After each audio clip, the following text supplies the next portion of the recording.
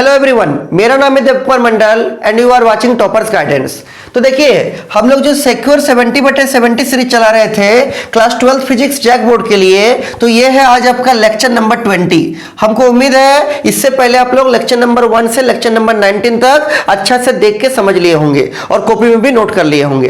देखिए, आज है आपका 21 जनवरी और आपका जो फिजिक्स का एग्जाम है वो है आपका 16 फरवरी। इसका मतलब आज से 26 दिन बाकी आपका फिजिक्स का एग्जाम के लिए, समझे? मतलब एग्जाम बहुत सामने है, तो इसलिए एग्जाम का अच्छा से तैयारी करते रहिए, घर में लिख लिख के प्रैक्टिस करते रहिए। देखिए, आज का जो आपका क्वेश्चन है, क्वेश्चन क्या बोलता है? What is a transformer? Describe the principle, construction and working method of a transformer. Transformer क्या है उसका प्रिंसिपल बताने के लिए बोला गया है, उसका कंस्ट्रक्शन कैसे होता है और उसका वर्किंग मेथड क्या है। ये क्वेश्चन आपको एग्जाम में 5 मार्क्स में पूछा जाता है और ये क्वेश्चन जैक बोर्ड क्लास 12 में 2020 में आपका आया हुआ क्वेश्चन है। तो इसलिए इस साल के लिए ये question one of the most important question रहने वाला है। इसको अच्छा से तैयारी करके जाइएगा, ठीक है? देखिए, कोई भी क्वेश्चन आए पहले उसका हेडिंग लिखिएगा, फिर उसके बारे में लिखिएगा। इससे आपका राइटिंग का जो एक्सपीरियंस रहेगा ना, जो आपका लिखने का तरीका रहेगा, वो आपको अच्छा रहेगा, ठीक है? तो देखिए, सबसे पहले ऊपर में लिखते हैं क्या? ट्रांसफार्मर। जैसे हम लिख के रखे हैं ऐसे ही लिखिएगा। सुनिए, ट्रांसफार्मर का मतलब जो ट्रांसफॉर्म करता है। किसको ट्रांसफॉर्म करता है? ना वोल्टेज को, जो लो वोल्टेज को हाई वोल्टेज में चेंज करता है या फिर हाई वोल्टेज को लो वोल्टेज में चेंज करता है, उसको हम लोग क्या बोलते हैं? ट्रांसफार्मर बोलते हैं। वही देखिए नीचे लिखे हैं इंट्रोडक्शन में कि it is a device which converts low voltage of AC into high voltage और high voltage of AC into low voltage. तो जो आपका लो वोल्टेज ऑफ एसी को हाई वोल्टेज में चेंज करता है या हाई वोल्टेज ऑफ एसी को लो वोल्टेज में चेंज करता है, उसको हम लोग क्या बोलते हैं? उसको बोलते हैं ट्रांसफार्मर। इसका मतलब ट्रांसफार्मर दो टाइप का है, नीचे लिखे भी है। It means that transformer is of two types, एक जो लो वोल्टेज को हाई वोल्टेज में चेंज करेगा और दूसरा जो हाई वोल्टेज को लो वोल्टेज में चेंज करेगा। तो नंबर 1 है इसका step up transformer. Step up transformer वो ट्रांसफार्मर होता है जो कि लो वोल्टेज को किसमें चेंज करता है? हाई वोल्टेज में, low voltage into high voltage. Second type है step down transformer. Step down transformer वो ट्रांसफार्मर होता है जो हाई वोल्टेज को लो वोल्टेज में चेंज करेगा, high voltage into low voltage. इसके बाद इसका नेक्स्ट जो है वो है आपका प्रिंसिपल, कि आखिरकार ट्रांसफार्मर किस प्रिंसिपल के ऊपर काम करता है। तो ट्रांसफार्मर जो होता है वो आपका म्यूचुअल इंडक्शन के प्रिंसिपल के ऊपर काम करता है। ये म्यूचुअल इंडक्शन का प्रिंसिपल का मतलब क्या? म्यूचुअल इंडक्शन का मतलब जब आप एक कॉइल में पास करने वाला मैग्नेटिक फील्ड लाइन को चेंज कीजिएगा, मतलब उसमें फ्लक्स चेंज होगा। जब एक कॉइल में फ्लक्स चेंज होगा तो उसका जो नाइबरिंग कॉइल होगा, उसका जो नियर बाय कॉइल होगा, उसका जो सामने वाला कॉइल होगा, उसमें क्या होगा? ईएमएफ इंड्यूस्ड होगा, ईएमएफ आ जाएगा। वही है इसका क्या? प्रिंसिपल। वही देखिए यहां पर नीचे लिखे हैं कि a transformer is based on the principle of mutual induction, that is whenever the amount of magnetic flux linked with a coil changes, किसी coil से पास होने वाला जो magnetic flux है, जो फील्ड लाइन है, जब वो चेंज करता है and EMF is induced in the neighboring coil, उसके सामने में जो neighboring coil है, जो सामने वाला coil है, उसमें एक EMF क्या होता है? इंड्यूस्ड होता है, EMF आपका आ जाता है। यही है किसका प्रिंसिपल? आपका ट्रांसफार्मर का। ट्रांसफार्मर इसी प्रिंसिपल के ऊपर काम करता है। क्लियर है? अगला है इसके बाद इसका कंस्ट्रक्शन। देखिए, कंस्ट्रक्शन में क्या है? कंस्ट्रक्शन में है आपका इस टाइप से आपका सॉफ्ट आयरन कोर रहेगा, ठीक है? ये आपका सॉफ्ट आयरन कोर है और ये एक साइड में हम लोग एसी इनपुट लगाए हैं और इस साइड से हम लोग क्या करते हैं? आउटपुट आपका प्राप्त करते हैं। जिस साइड में हम लोग एसी इनपुट करते हैं उस साइड का कॉइल को हम लोग क्या बोलते हैं? Primary coil. और जहां से हम लोग का आउटपुट मिलता है उसको क्या बोलते हैं हम लोग? Secondary coil. तो ये हो गया आपका प्राइमरी कॉइल ऑफ ट्रांसफार्मर और ये हो गया आपका क्या? Secondary coil of transformer. अब सुनिए, जब यहां पर एसी इनपुट कीजिएगा तो क्या होगा? एसी करंट धीरे धीरे करके बढ़ेगा, फिर धीरे धीरे करके घटेगा, फिर बढ़ेगा, फिर घटेगा। इस टाइप से आपका एसी करंट का ग्राफ होता है। मतलब यहां से करंट आपका चेंज करेगा तो यहां पर जो मैग्नेटिक फील्ड लाइन बनेगा ना, वो भी आपका चेंज करेगा। वो चेंजिंग मैग्नेटिक फील्ड लाइन आपका यहां पर भी जाएगा, तो यहां पर भी आपका मैग्नेटिक फील्ड लाइन चेंज करेगा और उससे क्या होगा? उससे आपका इस कॉइल का दो किनारे के बीच में इंड्यूस्ड ईएमएफ आएगा और फिर यहां पर आपका अगर सर्किट क्लोज है तो इंड्यूस्ड करंट भी आपका फ्लो करेगा। वही देखिए नीचे यहां पर लिखे हैं, पहले इसका कंस्ट्रक्शन के बारे में लिखे हैं क्या कि it consist of to separated insulated copper coil. ये एक कॉपर कॉइल है, ये दूसरा कॉपर कॉइल है। ओन मतलब लपेटा गया है over a same iron core which is in the form of bundle of so many insulated hollow rectangular soft iron core. ये आपका रेक्टेंगुलर सॉफ्ट आयरन कोर है, बहुत सारा बंडल में रहेगा। उसके ऊपर में यहां पर एक कॉइल को लपेटा गया है और दूसरा यहां पर एक कॉइल को लपेटा गया है। जो वाला कॉइल में एसी इनपुट किया गया है उसको हम लोग प्राइमरी कॉइल बोलते हैं, और जहां से हम लोग का आउटपुट मिलता है उसको हम लोग क्या बोलते हैं, सेकेंडरी कॉइल बोलते हैं। ठीक है, आगे देखिए क्या लिखे हैं, one of the coil is connected with the AC input known as primary coil. अभी आपको बोले जिसमें हम लोग एसी इनपुट करते हैं उसको क्या बोलते हैं, primary. And the other is connected with the load output known as क्या, सेकेंडरी कॉइल। और जहां से हम लोग को आउटपुट मिलता है इसको क्या बोलेंगे, सेकेंडरी कॉइल। ये हो गया इसका कंस्ट्रक्शन के बारे में। क्लियर है, बहुत सिंपल सा चीज है, कोई बहुत खतरनाक चीज एकदम बिल्कुल नहीं है।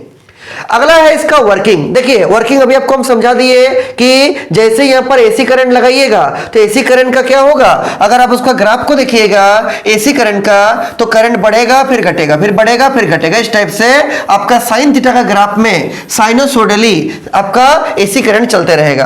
तो जैसे करंट आपका चेंज हो रहा है तो यहां से पास करने वाला जो मैग्नेटिक फील्ड लाइन है वो भी क्या होगा, चेंज करेगा। क्योंकि यही वाला फील्ड लाइन आपका यहां पर जा रहा है, तो यहां से अगर आपका फील्ड लाइन चेंज करेगा तो यहां से भी फील्ड लाइन क्या होगा, चेंज करेगा।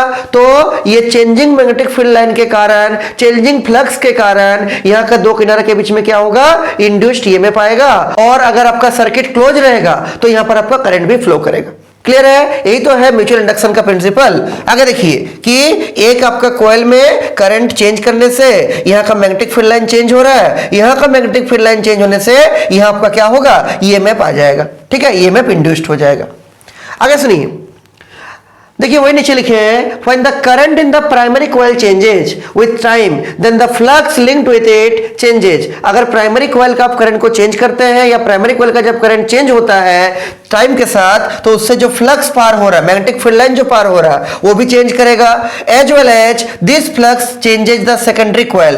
और ये जो आपका फ्लक्स है ये सेकेंडरी कॉइल से भी पास कर रहा है, वहां से भी फ्लक्स क्या करेगा, फील्ड लाइन क्या करेगा, चेंज होगा through soft iron core and hence EMF induced across the secondary coil. मतलब आपका जैसे प्राइमरी कॉइल में टाइम के साथ करंट चेंज होता है, यहां से पास होने वाला मैग्नेटिक फील्ड लाइन चेंज करेगा, मतलब यहां का फ्लक्स चेंज होगा। क्योंकि वही फ्लक्स वही फील्ड लाइन यहां भी जा रहा है, तो यहां जब फ्लक्स चेंज हो रहा है तो यहां भी आपका फ्लक्स चेंज होगा।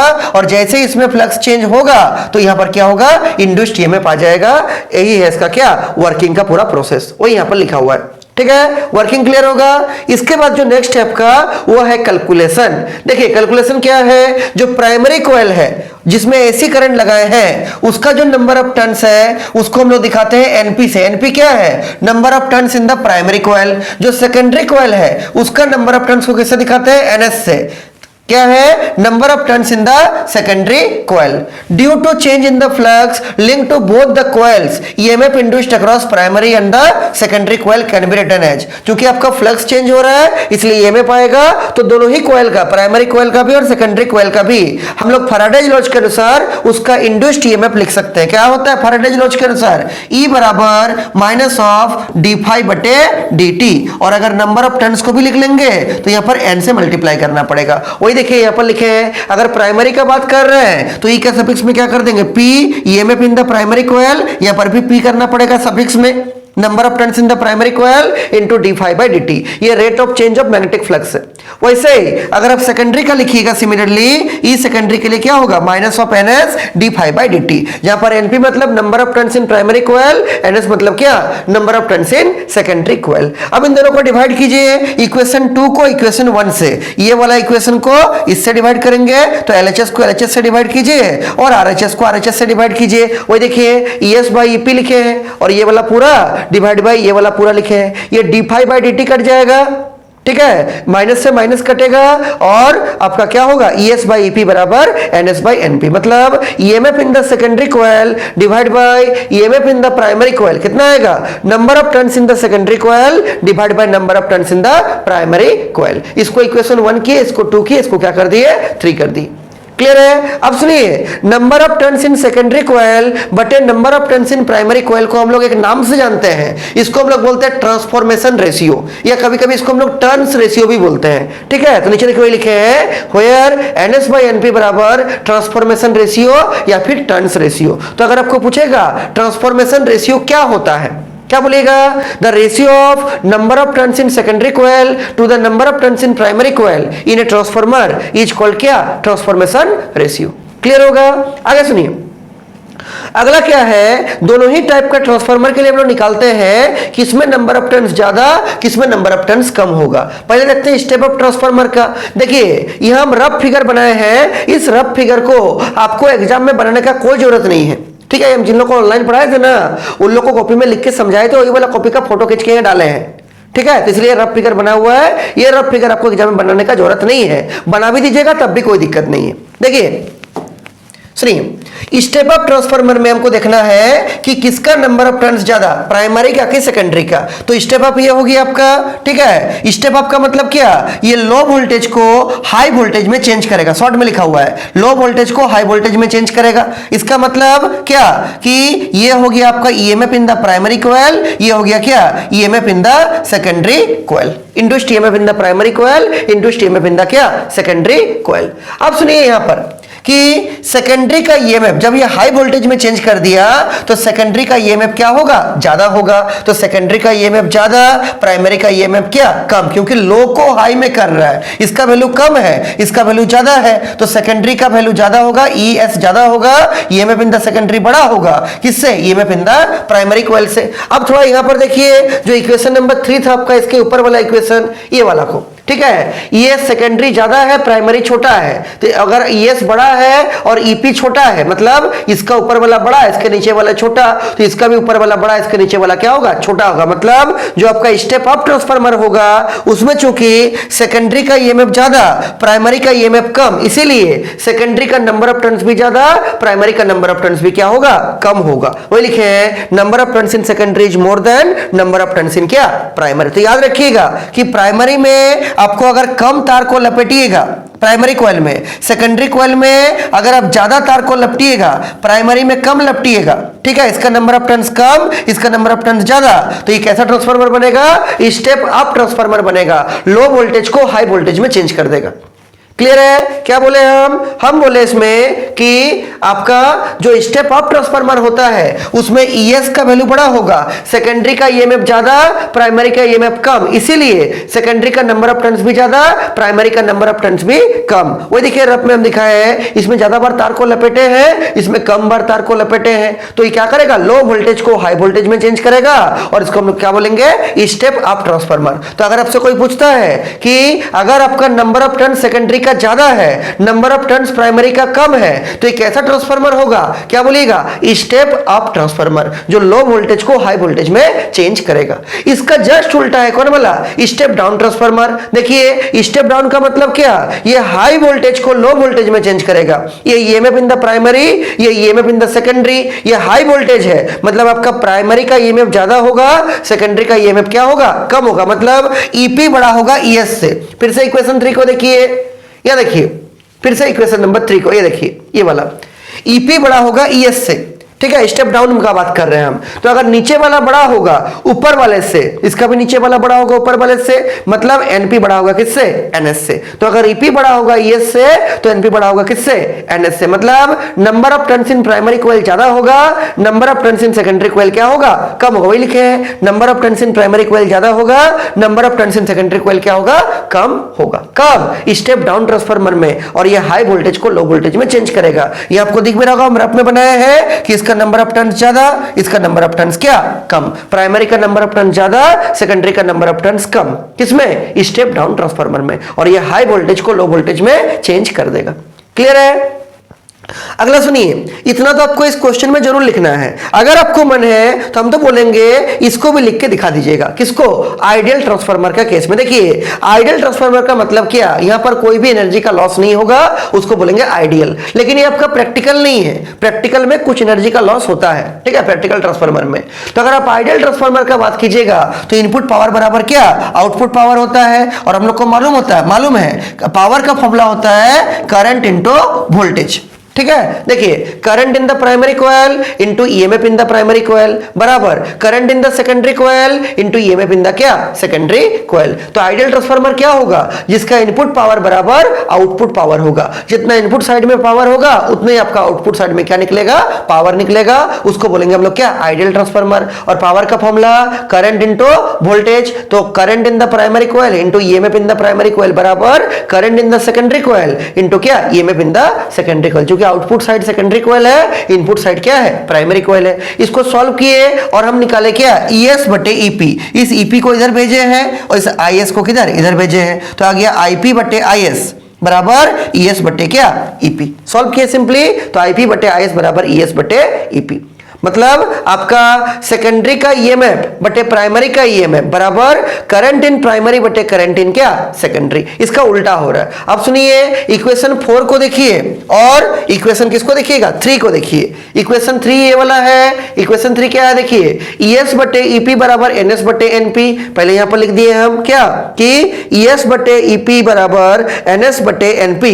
अब चूंकि ES बटे EP आपका IP बटे IS के बराबर है, तो इसको इक्वेट कीजिए क्या, कि ये आपका IP बटे IS के बराबर भी हो जाएगा। और आपका इक्वेशन 3 और इक्वेशन 4 को मिलाकर लिखने के बाद क्या आ रहा है, कि EMF in the secondary coil बटे EMF in the primary coil बराबर number of turns in the secondary coil by number of turns in the primary coil. ये दोनों डायरेक्टली प्रोपोर्शनल है, बराबर current in the primary coil बटे current in the secondary coil. ये दोनों के साथ ये क्या है, इनवर्सली प्रोपोर्शनल है, उल्टा हो रहा है। ऊपर में प्राइमरी, नीचे सेकेंडरी। इन दोनों में ऊपर में क्या है, सेकेंडरी, नीचे में क्या है, प्राइमरी है। तो हम तो बोलेंगे ये क्वेश्चन अगर आपको आएगा तो आप यहां तक करके एग्जाम में जरूर से रखिएगा, ताकि आपको एक भी नंबर नहीं कटे। और ये जो साइड में हम रफ फिगर सब बनाए हैं, ये सब रफ फिगर सब बनाने का जरूरत भी नहीं है, नहीं बनाएगा तब भी कोई दिक्कत नहीं है, ठीक है। ये हम समझाने के लिए बनाए थे, जो ऑनलाइन क्लास में पढ़ाए थे। अब आगे देखिए, थोड़ा इसमें एक्स्ट्रा काम भी कर सकते हैं। कैसे एक्स्ट्रा काम कीजिएगा, देखिए एक्स्ट्रा काम क्या आप दिखा सकते हैं कि स्टेप अप ट्रांसफार्मर में और स्टेप डाउन ट्रांसफार्मर में करंट किसका ज्यादा होगा, मतलब प्राइमरी का करंट ज्यादा कि सेकेंडरी का ज्यादा, किसमें सेकेंडरी ज्यादा किसमें प्राइमरी ज्यादा, वो भी आप दिखा सकते हैं। वो देखिए नीचे हम किए हैं क्या, कि स्टेप अप में और स्टेप डाउन में। फिर से हम यहाँ पर रफ फिगर बनाए हैं, ठीक है, समझाने के लिए बनाए थे सब, तो ये सब आप एग्जाम में मत बनाइएगा। देखिए फॉर स्टेप अप ट्रांसफार्मर अभी आपको दिखा है कि सेकेंडरी का नंबर ऑफ टर्न ज्यादा होगा, प्राइमरी का नंबर ऑफ टर्न क्या होगा, कम होगा। किसमें, स्टेप अप ट्रांसफार्मर में। अब इसी से देखिए इक्वेशन नंबर 5 से ये आपको दिख रहा होगा क्या, कि अगर आपका NS बड़ा है NP से, तो इधर भी आपका IP बड़ा होगा किससे, IS से। वही लिखे है IP greater than IS। IP मतलब current in the primary coil, IS मतलब current in the secondary coil. तो ये हो गया स्टेप अप का पूरा काम, ठीक है। स्टेप अप का मतलब लो वोल्टेज को हाई वोल्टेज में चेंज करेगा। इसका ईएमएफ EP, इस सेकेंडरी का ईएमएफ ES। तो इस सेकेंडरी का ईएमएफ ज्यादा होगा, प्राइमरी का ईएमएफ क्या होगा, कम होगा। और नंबर ऑफ टर्न्स भी सेकेंडरी का ज्यादा होगा, नंबर ऑफ टर्न्स प्राइमरी का क्या होगा, आंसर है कम होगा। और अभी क्या निकला, current in the primary coil ज्यादा होगा, current in the secondary coil क्या होगा, ये आपका कम होगा, उल्टा चलेगा करंट में। याद रहेगा, कोई इसमें दिक्कत नहीं है। इक्वेशन 5 से लिखे हैं कि अगर NS बड़ा होगा NP से, इसका ऊपर वाला बड़ा है नीचे वाले से, इसका भी ऊपर वाला बड़ा होगा नीचे वाले से, IP बड़ा होगा किससे, आंसर है IS से। Current in the primary coil is greater than current in the secondary coil. उसी का जस्ट उल्टा हम लोग किसमें काम किए, देखिए आंसर है स्टेप डाउन ट्रांसफार्मर में, ठीक है। इसी का जस्ट उल्टा होगा, एकदम हूबहू उल्टा कर दीजिए इसका, आपको आराम से निकल जाएगा। यहाँ देखिए इसको हम रखे ताकि आपको दिखा सके। देखिए स्टेप डाउन में क्या होगा, आपका number of turns in primary coil बड़ा होगा, number of turns in secondary coil छोटा होगा। तो सेकेंडरी कॉइल का नंबर ऑफ टर्न्स कम। यहाँ देखिए ये सेकेंडरी कॉइल है, इसका नंबर ऑफ टर्न्स क्या होगा, कम होगा। तो करंट भी इसका क्या होगा, कम होगा। अगर ऊपर वाला इसका छोटा हो रहा है, इसका भी ऊपर वाला क्या होगा, न्यूमरेटर क्या होगा, छोटा होगा। इसका मतलब स्टेप डाउन ट्रांसफार्मर में चूंकि number of turns in secondary coil कम होता है, इसीलिए स्टेप डाउन ट्रांसफार्मर में करंट इन प्राइमरी कॉइल भी क्या होगा, कम होगा। देखिए लिखे है current in primary coil is less than current in क्या, सेकेंडरी कॉइल। क्लियर है पूरा, ठीक है। आगे सुनिए, तो ये वाला जो पार्ट हम इस पेज का दिखाए हैं ना, ये वाला पेज का, ये फॉर स्टेप अप ट्रांसफार्मर का करंट वाला और इसका भी स्टेप डाउन का करंट वाला, इसको अगर आपको एग्जाम में टाइम नहीं है तो इतना पोर्शन अगर आप एग्जाम में नहीं लिखेगा तब भी कोई बहुत बड़ा फर्क नहीं पड़ेगा। हालांकि अगर टाइम है, आपको याद है, तो इसको जल्दी से दिखा देना ही अच्छा रहेगा। ठीक है, तो इसको इसलिए हम यहां पर लिख के दिखाए हैं कि जिसका टाइम है, जो लिखना चाहता है, इसको धूमधाम से लिखिए, अच्छा नंबर मिलेगा। ठीक है, बहुत कम टाइम लगेगा, मुश्किल से अगर आपको याद है तो 1 मिनट के आसपास टाइम लगेगा इस पूरे पेज को लिखने में। ठीक है, आगे सुनिए, थोड़ा सा और आप एक्स्ट्रा इसमें काम कर सकते हैं क्या, क्योंकि क्वेश्चन में ना कुछ भी पूछ सकता है। मान लीजिए क्वेश्चन में जोड़ दिया उसी वर्किंग के बाद also right the efficiency of transformer. अगर इफिशियंसी पूछेगा तभी लिखना है, नहीं पूछेगा मत लिखिए, क्योंकि ऊपर का ही कीजिएगा आपको पूरा सफिशिएंट नंबर मिल जाएगा। यहां तक बोले ना, इक्वेशन 5 तक, यहीं तक लिखिए, पूरा नंबर मिलेगा। अगर मन है तब ये वाला चीज को लिखिए, इसको नहीं लिखने से भी बहुत बड़ा दिक्कत नहीं आएगा, और अगर मन है इसको लिख दीजिए, अच्छा रहेगा। लेकिन इफिशियंसी आपको तभी लिखना है, इफिशियंसी जब पूछा जाएगा, नहीं पूछा गया है इसको मत लिखिए, इसको लिखने का कोई जरूरत नहीं इफिशियंसी को। ठीक है, ये हम इसलिए दिखा रहे हैं ताकि अगर क्वेश्चन में थोड़ा टेल क्वेश्चन पूछ देगा, लगा के पूछ देगा ऑल्सो फाइंड इट्स इफिशियंसी, तब वहां कहां होरोबोरो होगी एग्जाम में, इसलिए हम पहले यहां पर आपको दिखा रहे हैं। लेकिन ये तभी लिखना है जब एग्जाम में आपको पूछा जाएगा। देखिए, इफिशियंसी का मतलब क्या, इसका हिंदी मतलब मालूम है क्या होता है? इफिशियंसी का हिंदी मतलब होता है कार्यकुशलता, समझे?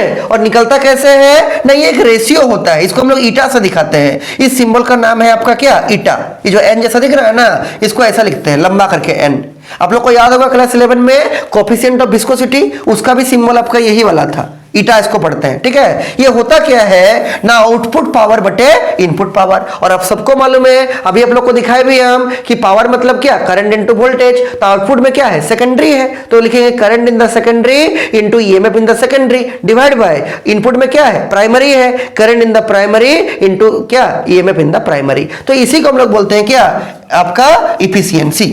क्या होता है, it is the ratio of output power, वही लिखे हैं यहाँ पर, efficiency of a transformer is defined as the ratio of output power to the क्या, इनपुट पावर। ठीक है, और ये इसका रिलेशन भी आ गया। अब आगे देखिए, एक चीज यहाँ पर लिखे हैं क्या कि in an ideal transformer where there is no power loss. अगर आप आइडियल ट्रांसफार्मर का बात कीजिएगा जिसमें कोई पावर का लॉस नहीं होगा, उसमें जो ईटा का वैल्यू आएगा ना, इस ईटा का वैल्यू कितना होगा, 1 होगा, मतलब इसका इफिशियंसी 100% होगा। लेकिन किसमें, आंसर है आइडियल ट्रांसफार्मर में। लेकिन however practically there are many energy losses, there are many energy losses in the transformer, hence efficiency of a transformer in practical या इन प्रैक्टिस इज ऑलवेज क्या, लेस देन 1। इफिशियंसी का value जो eta होगा ना आपका, इसका value practical scenario में 1 से छोटा आएगा, मतलब इसका जो इफिशियंट अगर आप परसेंटेज में निकालिएगा तो इसका वैल्यू क्या आएगा, 100% से छोटा आएगा। लेकिन आइडियल केस में इसको 1 लिया जाता है और इसको 100% लिया जाता है।